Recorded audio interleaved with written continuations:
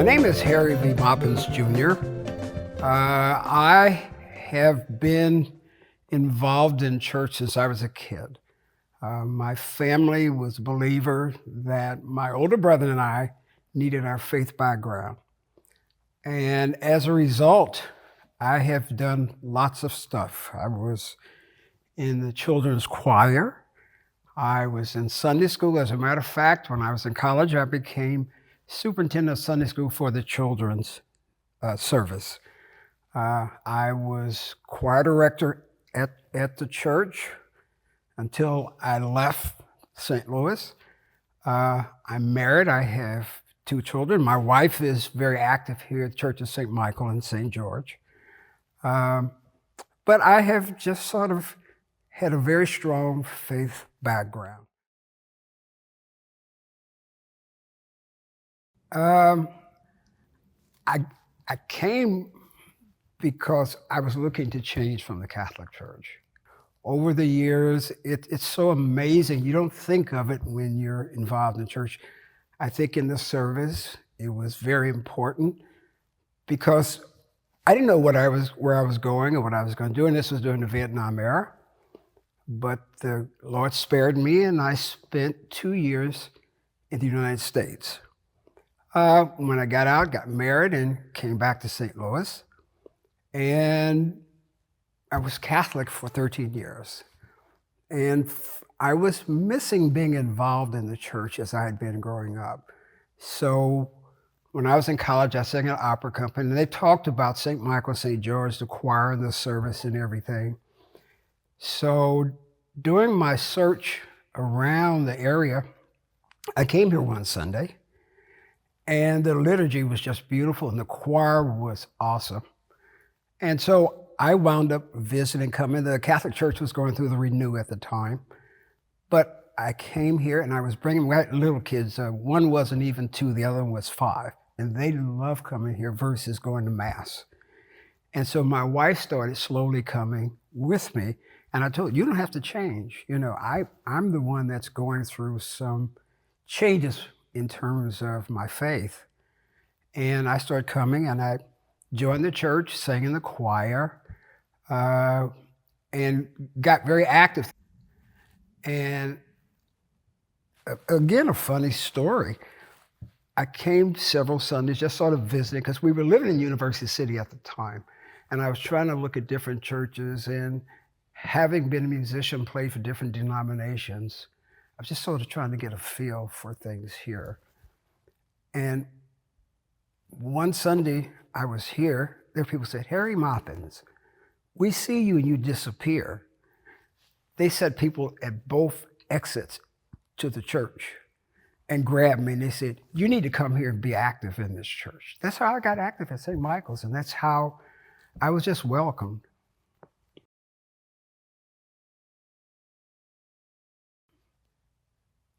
Faith for me is a very important role in my life.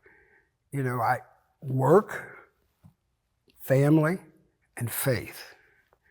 I mean, to me, I don't know how people exist without faith. Because I think it helps you stay grounded. It helps you to stay focused on life, and no matter what life throws at you, if you're a believer, you stay strong in your faith. I know one time, as things happened, my job got eliminated, and my wife decided she was not going to go back to teach that year. Neither one of us had a job. And you talk about faith, and I went in the chapel. I said, why me? You know, I'm doing what I'm supposed to do. And I'm not exaggerating when I tell you this. A voice, there was nobody there but me, said, why not you? I got my little happy self all over and left. Because, you know, you think if you're doing everything right, you shouldn't have any bad, you shouldn't have troubles. But after that, I have never asked that question again. I understood that that's part of life. Everything's not going to be good all the time. So I'm just a strong believer in my faith.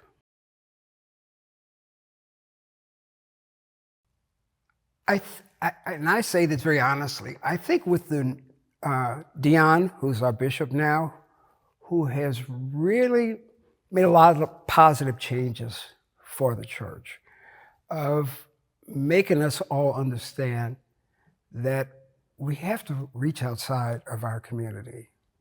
And he's very strong with racial reconciliation and doing things to get us as members of the faith to reach out to your community, you know.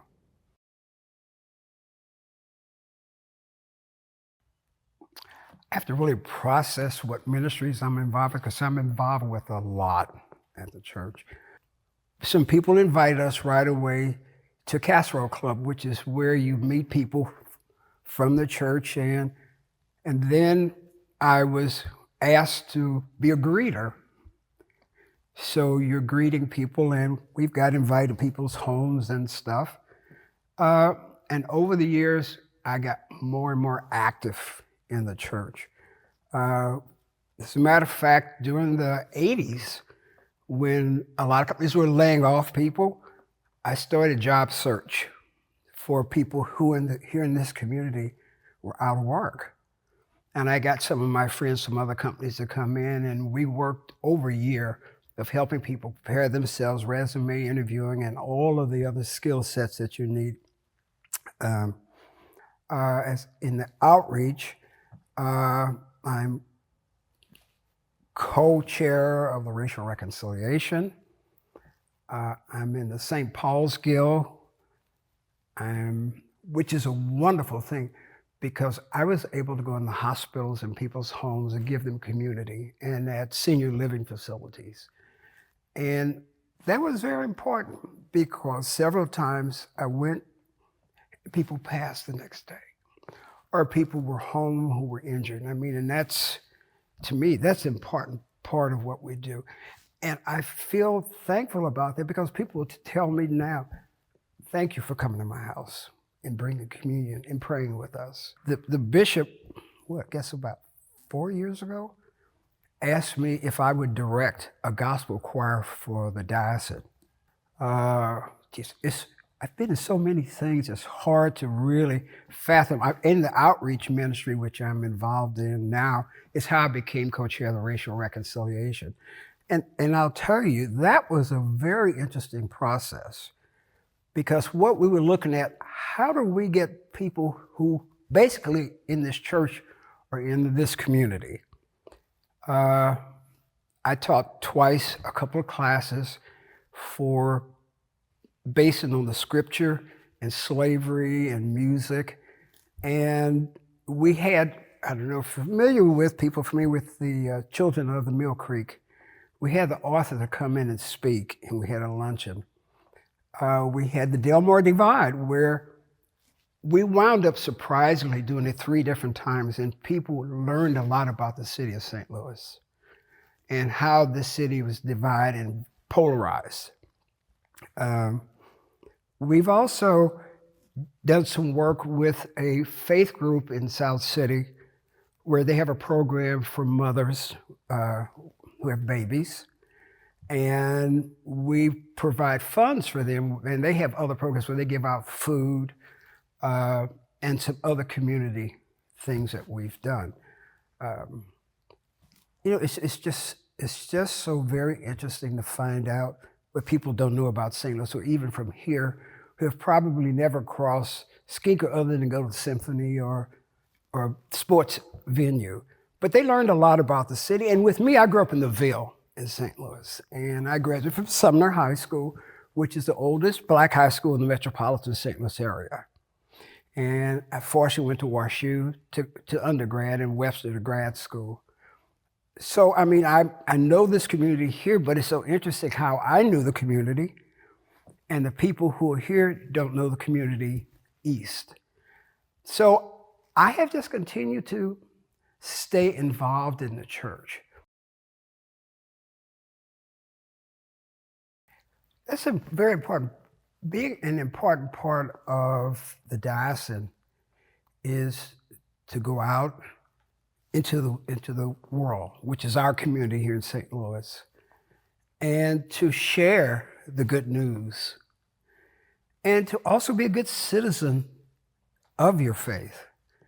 And to me, that's what I enjoy doing.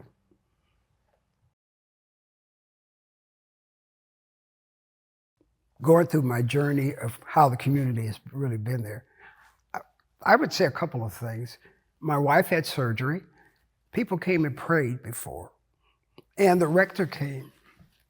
And I had surgery twice, and the same thing happened. And during the healing process, people from the church came and brought us meals for several weeks. And when my mom passed, the members of the church were behind. So, I think that's the important part. And then when my daughter was sick and had cancer, every week, how's she doing? What's going on? Can we help? So there's just a lot of stuff that I've gotten here.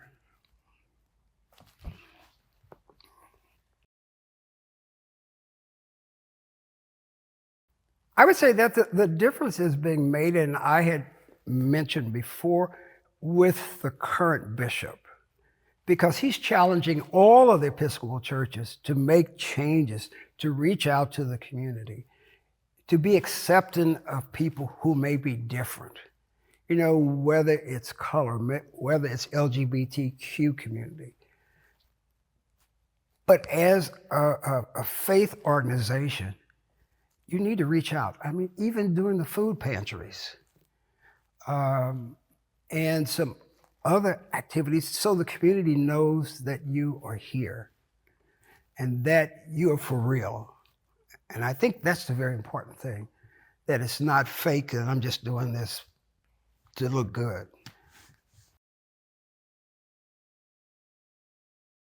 The Episcopal Church is really working very hard to reach out to the community, to see that as a faith-based group, that we're not necessarily saying that you have to come to us, but that you can go wherever you're going, hopefully to a church, a synagogue, or whatever, mosque. But you can see that we're out there doing the work that God wants us to do. And to me, that's important. And I think if people really see, and we don't pat ourselves on the back about doing what we're doing. I think all the churches, if people really knew, a lot of churches are even bringing some of the community in to stay in the shelter when it's cold or if the weather's bad. But that's the things that the Episcopal Church is doing. There's just a lot of good stuff. And I just wish more people knew it.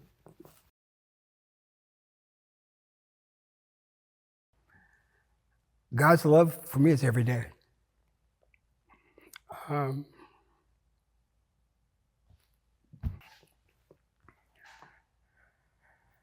How I see God's love is in my everyday life, with my family, with my friends, with my neighbors, with my church community, and other activities that I'm involved with.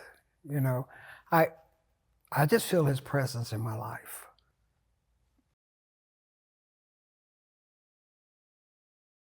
One of the things I always look at, if you look at the website, there's so much stuff that they show, all the committees, all the things you can do. And it doesn't take a whole lot of your time to do it. I think you just have to become committed to doing something in your community, whether it's a big city, whether it's a small city. I think when you're actually doing something, that really strengthens your faith. As I said earlier, not just coming to church on Sundays. Sundays is a jumpstart day, but you should be doing something the rest of the week. Find something that you enjoy doing and get out in the community to do it. That's the way the church can continue to grow. If I could describe the Diocese of Missouri, I say they're a change agent. And I say that because of the changes that I've seen the past 5 years, really trying to get us all involved in our community, just outside of the doors of the church. There are things we can do in the church, but what we do in the church, we should be able to bring it out into the community. And as I've said before, I think the bishop is really trying to get us in Missouri to do that. And that's very important, to really listen. And I don't know other way to say it than to get involved.